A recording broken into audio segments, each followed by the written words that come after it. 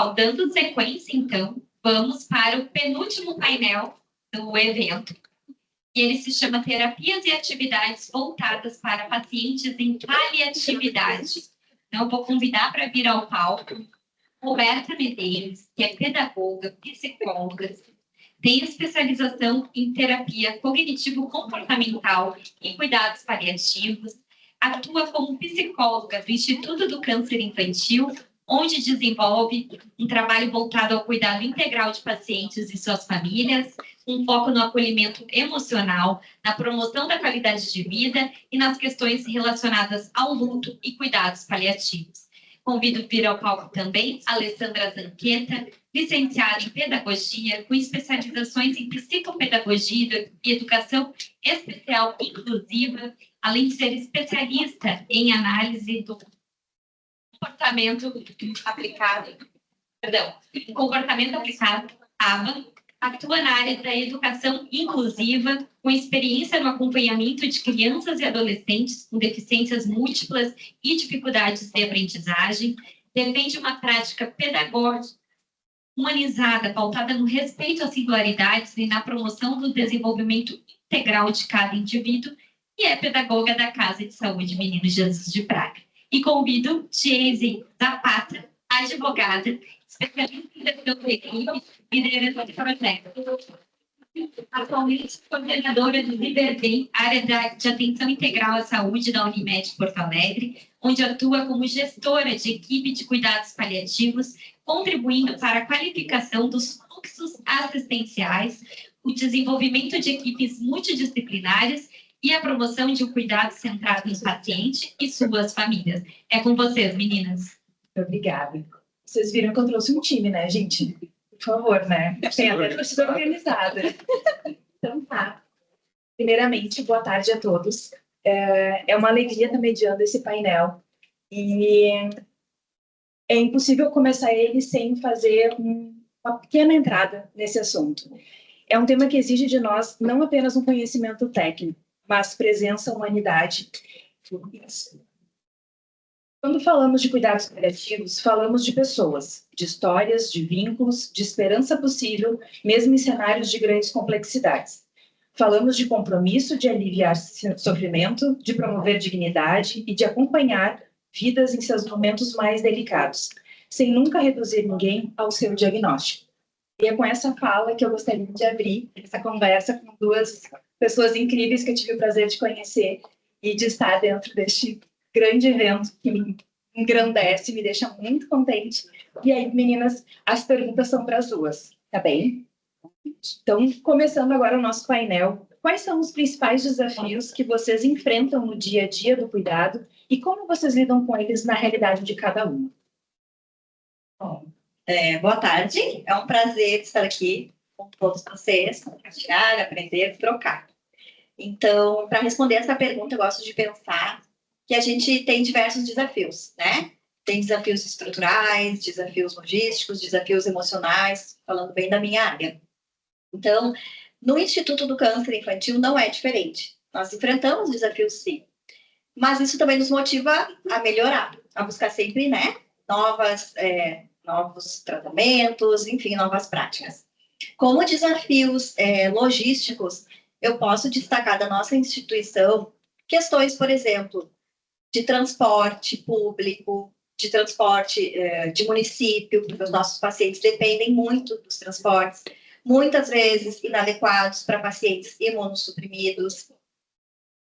A gente também enfrentou um desafio grande, que é a questão do espaço. A nossa instituição ficou pequena para alta demanda e foi necessário, então, buscar novas alternativas. Estamos construindo e ampliando, né, um prédio bem ao lado do Instituto, então vai permitir aumentar os nossos atendimentos, oferecer um cuidado mais humanizado.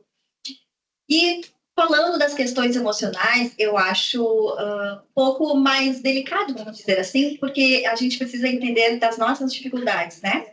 Os nossos desafios, para a gente poder dar conta dos desafios que sim, que fazem parte da nossa prática diária. A sobrecarga emocional dos nossos familiares é muito grande. O afastamento das crianças, dos pacientes, né? Do seu convívio escolar, da sua realidade, dos seus amigos. São desafios frequentes que a gente enfrenta. A gente busca, dentro da nossa instituição, oferecer esse atendimento integral, esse olhar bem humanizado mesmo, para dar conta desses desafios. As famílias, muitas vezes, perdem uma renda, isso impacta no orçamento familiar, na dinâmica familiar. Então, esses desafios são presentes no nosso cotidiano, mas estando presente, então, né, tendo coragem para nos olharmos e olhar o próximo, a gente vai lidando de uma forma mais efetiva. Sempre, sempre em equipe, que eu acho que isso é fundamental. Boa tarde a todos. É um prazer estar aqui na minha casa, né? A gente tem que ressaltar isso. Eu acho um pouquinho diferente da Roberta, né? Eu já tive o prazer de trabalhar com ela também no Instituto do Câncer Infantil. Pensem comigo, a gente tem 58 acolhidos, cada um com uma especificidade diferente um pouquinho. Lá, eles, no Instituto, eles vão até a instituição e aqui eles moram aqui. Então, aqui é a casa deles. Então, para nós, na área da pedagogia e da equipe multi também, é um desafio muito diário.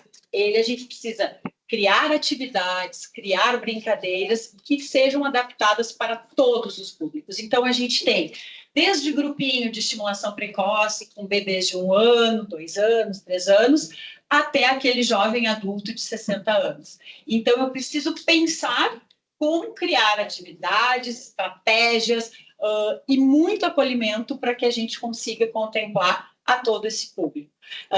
É de extrema emoção que eu estou aqui hoje falando, porque quem me conhece sabe o quanto eu me dedico, o quanto eu crio, o quanto eu apronto aqui dentro, né? Às vezes tem umas puxões de orelha, mas tudo certo. Porque realmente é para a gente tentar quebrar esses paradigmas que eles não conseguem. E sim, eles conseguem, e muito. Eles têm, através do olhar, através do sorriso, através de um simples gesto com o dedinho, a gente consegue identificar, a partir do momento que a gente tem esse vínculo, que realmente eles estão respondendo àqueles estímulos.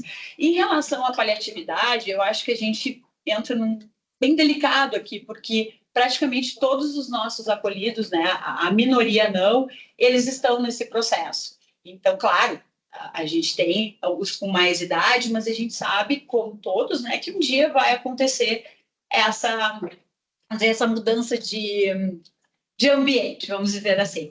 Mas a gente trabalha com esse pensamento bem distante, a gente trabalha realmente com o dia a dia para que essas atividades sejam desenvolvidas da melhor forma possível, que a gente consiga um resultado, nem que seja mínimo, mas que seja gratificante para quem está trabalhando com eles e para quem, né, tá, para eles próprios. A gente tem uma equipe super multi aqui também, né? A gente trabalha com todos os terapeutas, então desde forno, físio, médicos, a parte da farmácia, não quero falar porque eu vou acabar esquecendo de alguém, né? Terapeuta ocupacional e psicóloga. Então, sem essa equipe, realmente, eu não sei se a gente consegue trabalhar. Eu acho que isso em qualquer instituição, né? A importância da equipe multidisciplinar para essa questão da troca, dos desafios, a gente trabalhar junto, pensar junto nas atividades. Eu preciso muito da área da psicologia para me apoiar nas atividades que a gente precisa entender o porquê daqueles sentimentos, a TO com as adaptações do material, que nem sempre todos os materiais no mercado estão disponíveis, mas a gente acaba tendo uma facilidade quando a gente tem esses profissionais. Acho que eu respondi. Eu vou com relação eu trouxe, né, da paliatividade, assim, a gente enfrenta bastante esse contexto, né, no Instituto e na nossa casa ICI, que é destinada para pacientes em cuidados paliativos. E é interessante, assim, que a gente precisa enfrentar um desafio constante, que é alinhar as expectativas, né, dos familiares com aquilo que realmente, né, vai acontecer em algum momento. E isso requer, sim, um olhar sensível, uma escuta, né, ativa, muita sensibilidade para que a gente consiga acolher aquele sofrimento e dar conta, porque nós não temos o controle, nós não sabemos, né, quando nem como, mas permitir para essas pessoas e garantir, talvez, que elas não estejam sozinhas nesse momento tão difícil, que elas vão ter, sim, o apoio e o acolhimento. Muito legal, assim, conectar a fala de vocês duas. São contextos diferentes, que têm a mesma temática em fases diferentes do cuidado. E quando a gente fala de cuidados paliativos, a gente precisa levar em consideração que é um olhar de dignidade, é um olhar de escolha de como a gente vai conduzir aquela vida até o último momento, e não a morte. Então, olhar para a paliatividade é olhar com um jeito mais humano, digamos assim, exige um olhar humano diferente. Não quer dizer que outros não tenham que ter também, mas é um outro olhar. E aí, nessa conexão que eu acho que a Ali já introduziu um pouquinho, eu queria perguntar, considerando essa diversidade das necessidades nesse cuidado, a articulação interdisciplinar, quais os profissionais e os serviços que vocês entendem que deve estar envolvido para garantir esse cuidado integral frente à paliatividade? Bom, falando bem do nosso contexto lá, né? Sabemos que o tratamento oncológico ele é muito complexo. Além das terapias intensivas, que faz parte, né? As tecnologias avançadas que são utilizadas, a gente precisa, sim, de uma equipe muito completa para dar conta de toda essa complexidade do tratamento. E, então, assim, na nossa instituição, nós temos, como a Ali falou, todos esses profissionais, físio, fono, odonto, TO, psiquiatra, psicologia, enfim. Também não vou citar todos, porque eu vou esquecer. Nossa equipe é composta por 40 profissionais de diversas áreas, para conseguir, então, dar esse suporte integral, tanto para o paciente, que lá no nosso caso são crianças de 0 a 19 anos, quanto para os cuidadores. Essa comunicação, essa inter-relação da equipe favorece os atendimentos. Quem sai ganhando são os pacientes, são as famílias. A gente constrói um vínculo de segurança, de confiança, e isso acaba nos fortalecendo para a gente também oferecer esse olhar, esse cuidado, oferecer, acho que talvez o que seja uma das coisas mais importantes, né, que é a nossa presença. A gente estar verdadeiramente conectado com o outro. Tem uma frase que faz muito sentido para mim e que eu uso bastante nos meus atendimentos, que é: a dor do outro não é a minha dor, mas ela me dói. E isso me remete muito a essa questão de demonstrar, de mostrar que eu estou junto. A dor, ela não é minha, realmente. Eu não passo por aquela dificuldade. Mas se eu não for capaz de senti-la, eu não consigo ajudar o meu paciente. Então, eu acho que isso faz muito sentido. E esse trabalho em equipe, olhar para o teu colega também e ver que muitas vezes ele também sofre, e reconhecer que nós também sofremos, que nós também temos as nossas dores, isso faz total diferença. Então, acho que é um olhar interior nosso para a gente conseguir chegar no outro. Vocês falam alguma coisa? Acho que não, né? Acho que perfeito que tu colocou, da mesma forma, é um cuidado integral que exige uma dedicação, um amor diário, né?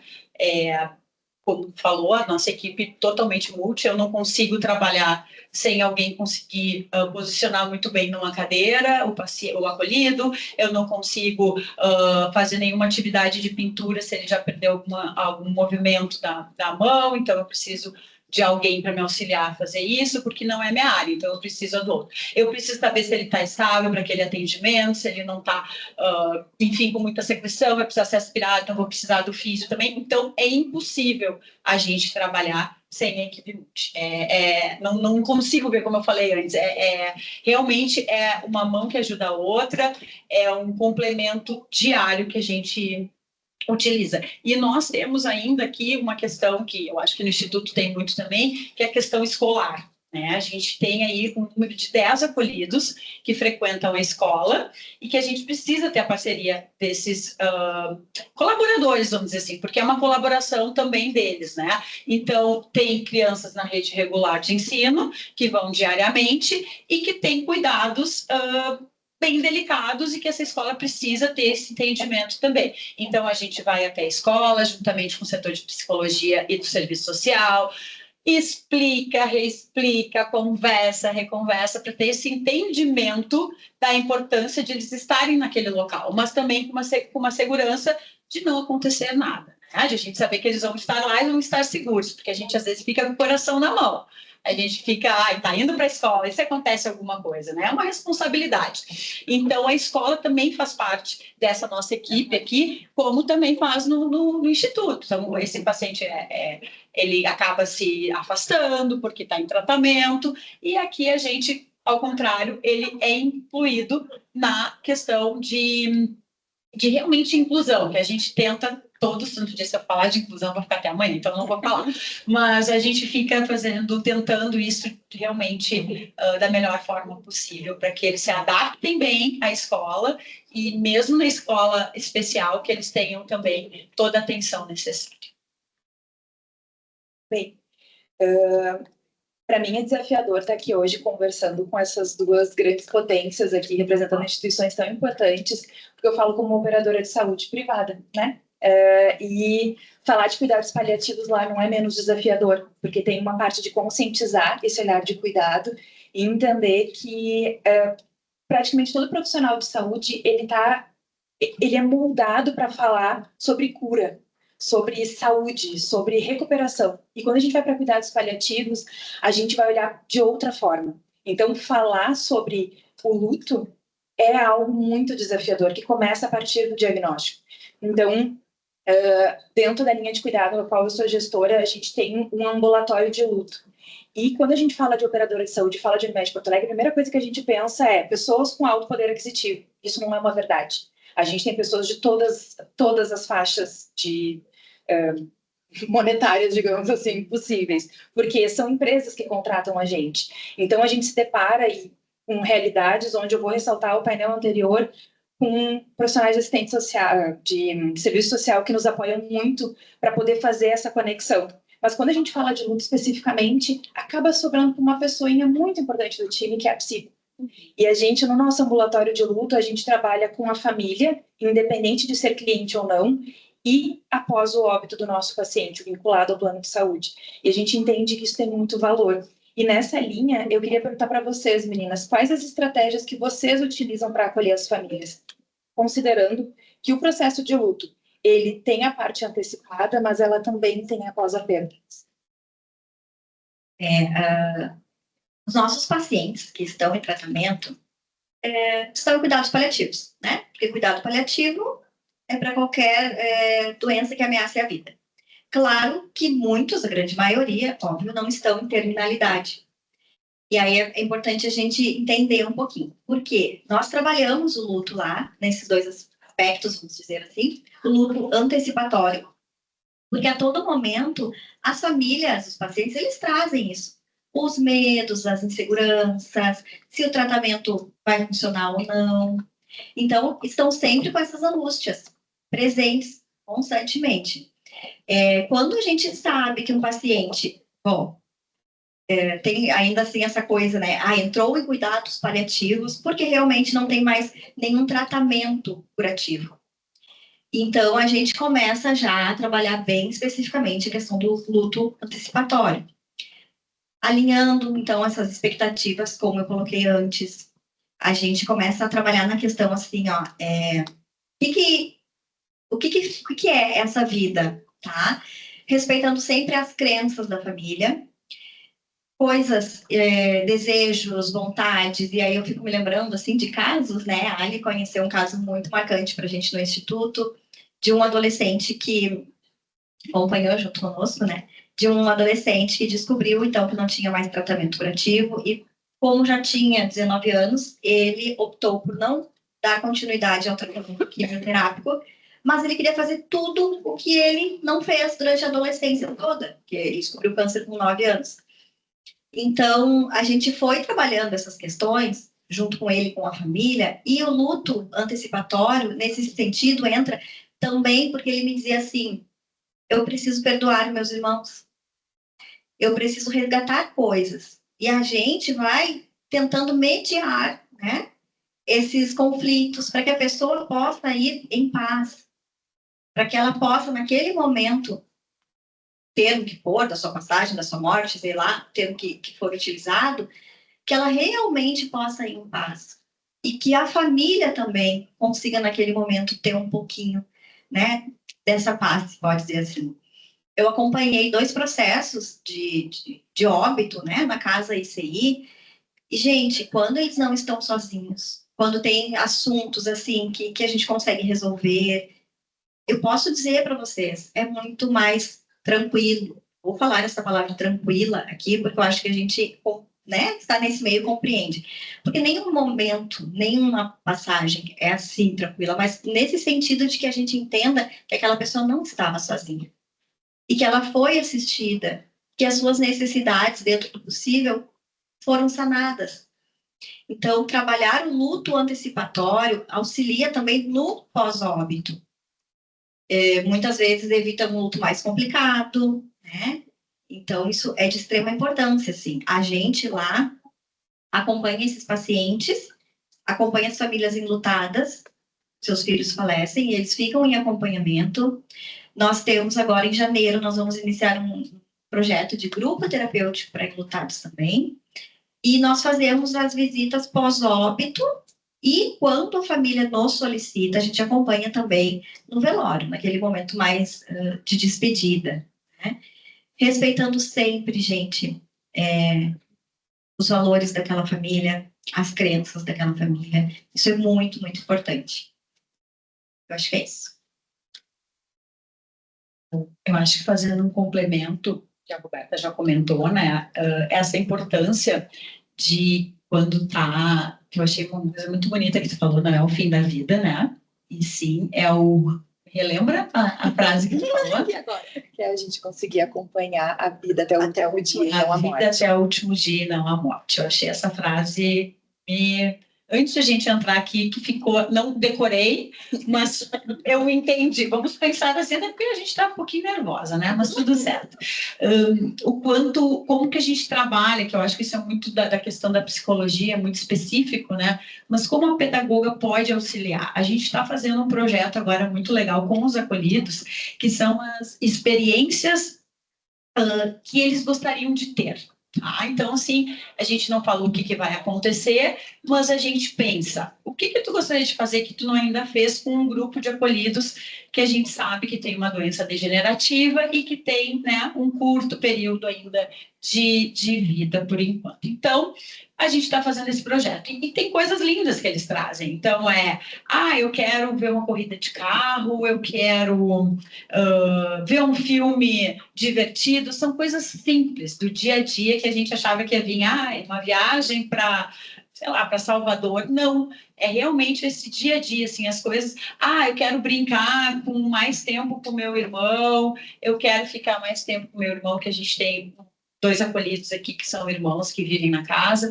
Então, eu acho que proporcionar esses momentos para eles de memórias que eles vão ter esse período ainda com alegria, com entusiasmo, com diversão, que eu acho que é um pouquinho do papel da pedagogia também, que é a importância do brincar, né? Que nós brincamos, jogar futebol, os adultos, os homens que jogam, as meninas que jogam futebol, é um brincar, é o nosso brincar, né? Então, eu vou lá na academia e brinco, pulo lá, vi que o Potter falou do CrossFit, é uma forma de brincar, né? Então, eu acho que esses momentos que a gente proporciona aqui para eles sem dúvida, fundamental. E para finalizar, falando em questão de um acontecimento aqui, que eu acho que foi bem significativo para nós, que foi um acolhido que foi para o hospital, não estava bem, e ia acabar indo a óbito no hospital mesmo. E a gente optou por ele voltar para casa. E juntamente com a sua família, sua mãe,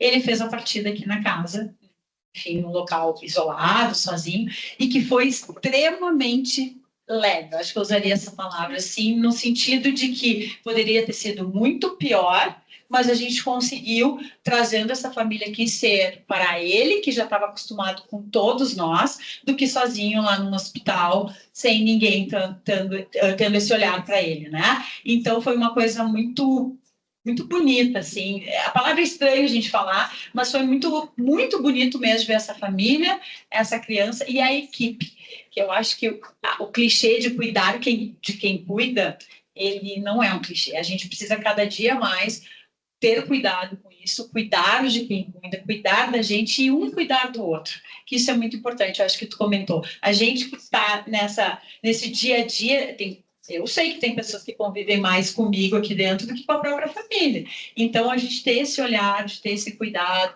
auxiliar quando necessário. Perfeito, Ali. E, até conectando, né? Eu falei da psico, mas acho que quando a gente fala de equipe multi, todos acabam trabalhando dentro da sua especialidade, da sua conexão, porque são várias frentes diferentes, né? A gente está olhando para a pessoa de forma integral. E como a gente ainda tem um tempinho, Sem esquecer que nós também passamos pelo com certeza. A gente cria vínculos, Com certeza. então nós também vamos enfrentar esses processos. A gente cria laços, né? Com certeza, e a gente precisa elaborar isso também, né? Sim. E como eu sei que a gente tem um tempinho, eu vou fazer uma última pergunta para vocês. Para quem está fora da área, o que vocês gostariam que essas pessoas entendessem ou valorizassem sobre esse tipo de cuidado que vocês empregam todos os dias? Eu acho que para todos, né, a gente precisa entender quando a gente lida com doença, com morte, com cuidado humanizado, que aquela pessoa, que aquele paciente, ele não é a sua doença. Ele é um ser humano, um indivíduo, que tem vontades, que tem desejos, que tem medos. E aí a gente precisa respeitar isso. Então, acho que eu gostaria de deixar isso, assim, que a gente tem que olhar para a singularidade do ser humano. A gente tem técnicas, a gente tem teorias, a gente precisa disso, né? Mas muitas vezes, uma coisa que talvez eu vá utilizar com um paciente não vai ser bom para o outro. E para eu saber disso, eu preciso ouvir. Eu preciso saber o que é importante para aquela pessoa, para aquele ser humano. E talvez a minha técnica vai ser naquele momento um pouquinho mais dispensável, né? Talvez a minha sensibilidade, e eu vou utilizar bem essa palavra mesmo, né? O meu amor, naquele momento vai impactar muito mais. Então, eu acho que chamar a atenção de gestores também, né? Para a questão de garantia de direitos, de acessibilidade, de investimento nessas frentes, assim, né? Tanto do cuidado, por exemplo, pacientes com câncer, paliativos, mas nas outras áreas eu acho que a gente precisa falar sobre isso e chamar a atenção das pessoas para realmente haver um investimento nisso. Então, acho que complementando, né, vai muito além da assistência clínica só, que nem a gente vem comentando, né?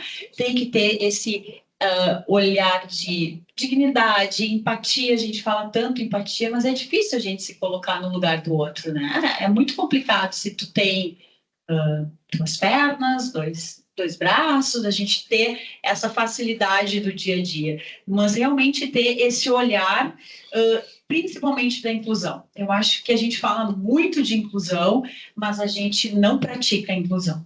E isso com o nosso próprio colega do lado. Então, acho que a inclusão, ela vai muito além de incluir uma criança dentro da escola, eu vou puxar para o meu lado, ela incluir ele dentro da sociedade para ele poder viver com harmonia, com dignidade, com respeito, com tudo aquilo que ele tem por lei, né, de direito.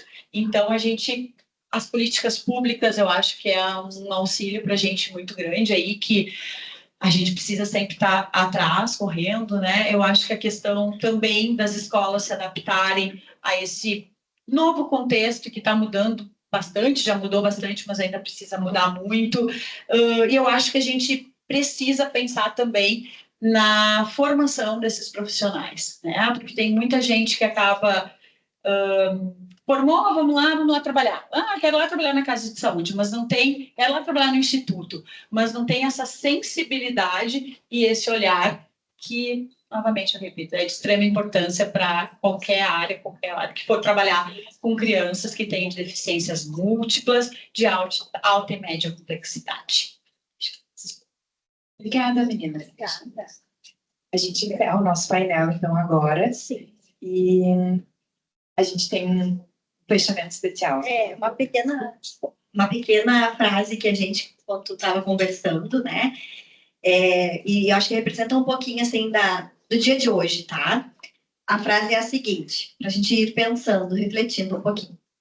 A última aula que todos nós temos que aprender é um amor incondicional, que inclui não apenas os outros, mas nós mesmos também.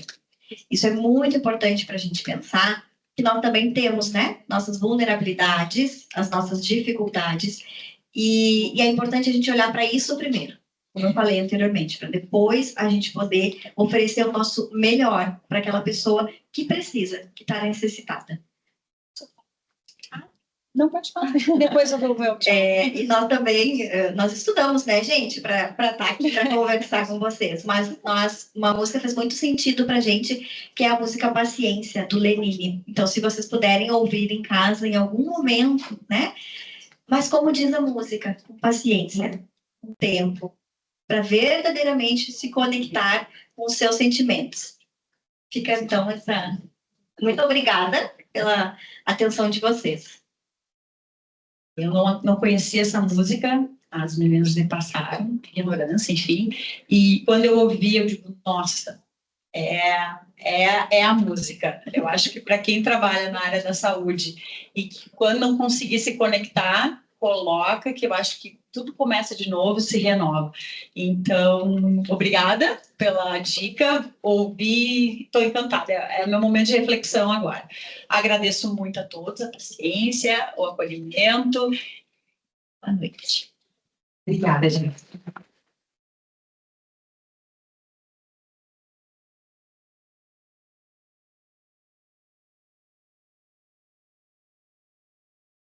Ficar baixinho. Fica do lado? Você sabe, acho que é melhor. Pessoalmente. E